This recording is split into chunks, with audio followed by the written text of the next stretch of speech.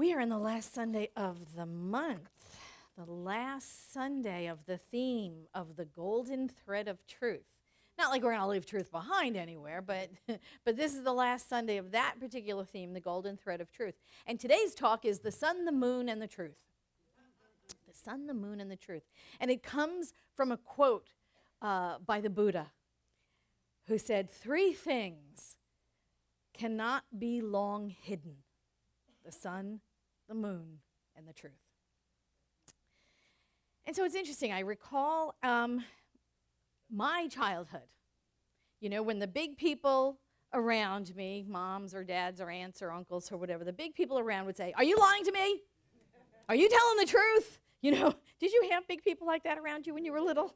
Because I know the truth will always come out, right? I mean, that was the threat. I don't know why. It was a threat that the truth was always going to come out. And it was like, oh my God, we're being threatened by the truth. And and I knew it was an attempt on the part of the big people to keep us honest. That was what they were trying to do. They were trying to tell us it was good to tell the truth and it was bad to tell a lie. And the backup part of that was, if you tell a lie, you're going to hell. Did anybody have that one too? You're going to hell. If you're lying to me, you're going to hell. So it was like truth and hell. We were threatened with both of them, which was kind of like a weird thing. But, so it had a sort of strange effect on me growing up. The truth became something that was very precious and very hidden. It was like, oh my God, if I'm going to get in trouble anyway. Now, chances are I was telling the truth anyway. Are you telling me the truth or you're lying to me? If you're lying to me, I'll find out. And I was telling the truth. Well, most of the time I was telling the truth, right? I mean, most of the time. But the truth, even if I was telling the truth, it seemed like a threat. So the truth became this big, giant, scary thing, kind of. When you're a little kid, it's like, oh my God, the truth is going to come out. It's always going to come out, You would think that'd be a good thing, but it sounded sort of scary. So I remember at some point, maybe unconsciously, though, making the decision that the truth was very, very precious and very, very scary and very, very personal, and I'm going to keep it to myself. So I grew up not letting anybody in. The truth was mine and mine alone, and so I'm not going to share it with anybody. So I kept a lot of things really close to the vest.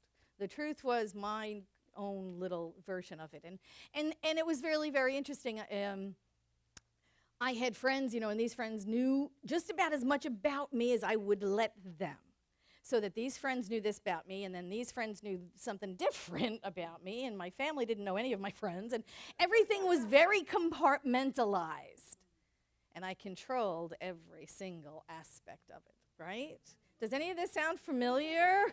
The home friends didn't know the work friends, and the work friends didn't know the family, and the family didn't know the friends that I went to concerts with, and everything, and I had a lid on all of it, And I kept it all very, very controlled. And then what happens is you come to a teaching like this, and integration begins to happen. We call back those pieces and parts of ourselves that we have distributed so carefully, so that this person doesn't know that and that person doesn't know this, and you're fragmented. I'm fragmented. And so for me, coming to a teaching like this was to integrate the self into the self, so that I could call things back like those separate and disowned parts of myself and become an integrated person. I had to call back all those shadow sides too, that shadow nature, who I was in this group and who I was hiding from in that group, and all of those, those unacceptable, even the unacceptable parts of myself that had been fragmented off, that those things that if anybody knew about them, they would run screaming from the room. Oh my God, if they ever knew the truth about me, they would recoil in horror. Does anybody have any of those things, or is it just me? Good Lord, do you have any of those things in your life, the thing that you said or the thing that you did or even the thing you thought about doing, that if anybody ever knew, if it ever got out, people would just run screaming from the room? You're convinced of it. If you were ever found out, you think you would be judged as unacceptable. You would be just judged as unacceptable. That's all there is to it. What is that worst thing that you've ever done that you keep hidden? Because here it is, it's living in our heads, and we know, if it ever got out and everybody ever knew, we'd be ostracized. We'd be banished from civilized society. We'd be cast out into the wilderness, into certain death, because that's usually what happens, right? So think about that thing that you're holding in your mind, that thing that nobody knows about you, that thing that you keep hidden, because if people knew, you think that you would be judged as unacceptable. Think of that thing. Think of what is the worst thing you ever did? Cheat on your taxes? Well, probably everybody could raise their hand on that one at some point in their life. Cheat on your cheat on your significant other? It happens. Lie? Steal? Did you pretend to be someone you're not? Those things that we have to keep hidden, we're ashamed of them. We're ashamed that we were that person at some point in time, that we did that thing at some point in time, but that's not the truth of who we are, right? It's something we did or said or some action we took. It's not the truth of us, it's a fact of something that happened in our past. Did you get a car repossessed at some point in your life? Anybody get a car repossessed? Anybody have to file bankruptcy? Good business decision, by the way. Donald Trump did it 5 times and he's running for president. Okay? So all of these things we're so ashamed of, they're just facts. They're just facts. Call into mind the worst thing you ever did. Think about one of your darknesses. Drug addiction? Alcoholism? What is it? What is it? What is that? What is that darkness that lives in you that you are so ashamed of? You wouldn't let anybody know because you know you would be rejected. Or you think you know you'd be rejected. When what if everybody knew it? What if everybody in this room knew it? Let's just start here. That worst thing that's in your mind. What if everybody in this room knew that about you? What do you think would happen? What if you had no secrets and everybody here knew that about you? What would happen is you'd be free. It's the only difference. You'd be free. If you released all your secrets, if everybody knew everything about you, the only thing that would be different is you'd be free. And what a wonderful thing that would be. You know, we're on the ministers' listserv. I'm on the ministers' listserv for our faith tradition, and one of the ministers was talking about how she had a journal, and she kept everything in her journal. Everything, all of her secrets, all of her deep, dark secrets. Everything came out in the journal. And she kept it with her all the time, and she wrote in it all the time, and she was at a diner one morning having breakfast, and she left it by accident. And she was like, she was terrified. She went back to the diner to get it, and it wasn't there. She went to the little booth she was sitting in, and it wasn't there. Then she went to the management. Nobody had turned it in. It was gone. So she was just fretting over on the minister's listserv. She was just, oh my God, she was beside herself. And you know, my deepest, darkest secrets and my stuff and my weaknesses and my this and my that and the heart and the lights and the darks and everything is in there. And everybody was like, oh my God. And I feel so violated and oh my God, it's all awful. And one of the ministers said, congratulations, now you're free. Somebody knows your deepest, darkest secrets. No, somebody knows and you don't even know who this person is. And somebody knows everything about you. You are free, baby. You are free. Isn't that lovely? And that's really the truth of it. Because here's the deal. When we give up what other people think about us, when we give up thinking about what other people might think of us if they knew, then we're starting to see us as God sees us. We're starting to see us as God sees us. When we see ourselves, when we begin to see ourselves as God sees us, we have to give up blame and shame. We have to give up blame and shame. The only thing that is keeping our secrets is blame and shame. The only thing that keeps us from being truly free is shame and blame. And when we shift from what others think of us and what we think of us to what God thinks of us, there's no place there for shame and blame. We give up that self-imposed shame and blame because Spirit sees us innocent. Spirit sees us in the moment, right here, right now, as perfect, whole, and complete expression of the divine in physical form. So God sees us as perfect, whole, and complete. So we give up shame and blame, and the truth shall set us free, babies. That is the truth of it. So then we have to ask, okay, so what truth? What truth? And what I would say for me, Truth is eternal, and truth is changeless. It is eternal, and it is changeless. The principles of our teaching, that is truth. The spiritual laws that hold our lives together in order, that is truth.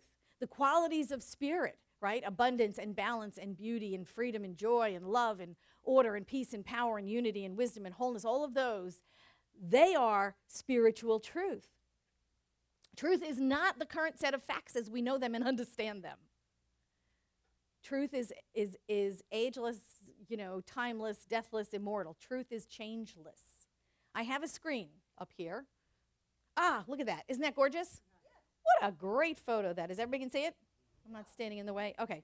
So the light casts a shadow, which reveals a fact. And the fact is the object is a rectangle. Right?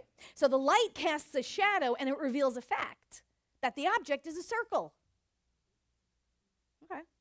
So the observed rectangular shape and the observed circular shape are facts. They are absolutely facts. And the people who see only the rectangle know this object to be rectangular. And the people who see only the circle know this object is circular. Both of those things are facts. The truth is the object is a cylinder. The object is a cylinder. There it is, right there. So regardless of the observed facts, truth can be more than both, right? More than an either-or thing. More than the observed facts. Truth can be both and. Truth can be some aspect of, or truth can be more than both. And that's the way it is for us daily, isn't it? We are presented with facts all day long. And at the level of the physical world, we have to make a determination based on the facts we see, based on the facts we know. And we come to believe something about the situation or the condition. And what we come to believe may just be a fact. It may not be the truth. It may be just a fact. When we begin to see as spirit sees, we see the cylinder. Not just the shadows cast upon the walls of our perceptions. There are rectangles and circles all around us, aren't there? Republicans and Democrats, rectangles and circles. Conservatives and liberals, rectangles and circles. Men are from Mars, women are from Venus. Rectangles and circles. We see this all the time because we're seeing from our own perspective. God sees all of it. God sees all of it. When we begin to see as God sees, we see the cylinder. See, your mom was right along. The truth will come out. The truth will come out. So in this case, what is truth? What is truth? What I know truth is that we are some aspect of the life of God. That's what I know is truth. That we are some aspect of the life of God, therefore we are heirs to the good of the universe. And Ernest Holmes said it like this. He said, I hasten to explain that I do not think I am God. There's a vast difference between saying I am God and saying God is what I am. Ice is water. All ice is water, but not all water is ice. So we might say this about the life of the human. All of the life of man is some of the life of God. Some of the life of God is all of the life of the human. But the human is not all there is to the life of God. That's truth. It's changeless. It's eternal. We are some aspect of that glorious, divine, grand, awesome life of spirit. We are some part of that life. We are that. And so we start there. We start there. Can we believe that there is some part of us, there is some place in us, like Emerson said, there is that seed of perfection that is nestled within us? Can we believe we are some part of that perfect life of spirit, expressing something in form, expressing life as us?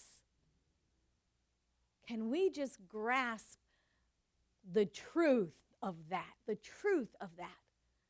that we are some part of the life of God, and that we have taken form and we're expressing that life of God in form somehow, some way, uniquely, as only we can.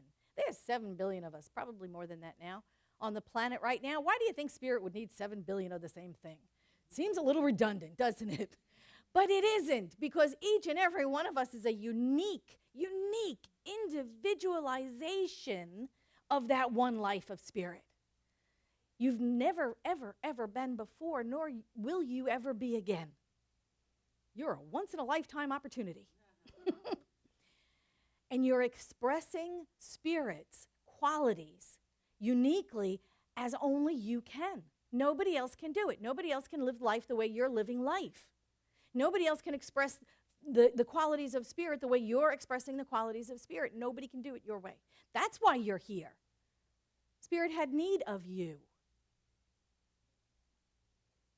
You're the only one that can do the life of spirit the way you're doing it. You're necessary to the fabric of life. You are necessary to this infinitely beautiful tapestry that we're creating. Your thread, if it were missing, would screw up the whole thing. You are integral to the creation, the creative force of the universe. So can we believe that our thoughts about who we are and what we are right here and right now create our perception of our reality? You better believe it. You better believe it. Yeah, because it's truth. Now, I'm not saying your thoughts create your reality. We can get a little weird when it comes to that. New thought can get a little strange about that. Well, my thoughts create my reality. I don't think so. I could stand here and think all day long that I'm going to suspend gravity and float up to the ceiling. Not going to happen. Not going to happen. Not any time. We don't create our reality. We create our perception of our reality. And when we're in alignment with the laws, with the principles, absolutely, we are in the flow. We are absolutely in the flow. It's like the picture in the back of the room, the 3 aspects of God. When we have the word and the law in alignment, when we come into alignment, there's nothing that stops it. Nothing stops us from changing the conditions around us. But that is our perception of reality. It's not changing reality. So Ernest Holmes said this. He said, "This whole philosophy, spiritually conceived, is based on the assumption that such a reality exists, that standing within and back of each one of us is God, the eternal presence as us, that there is nothing between us and it but our belief."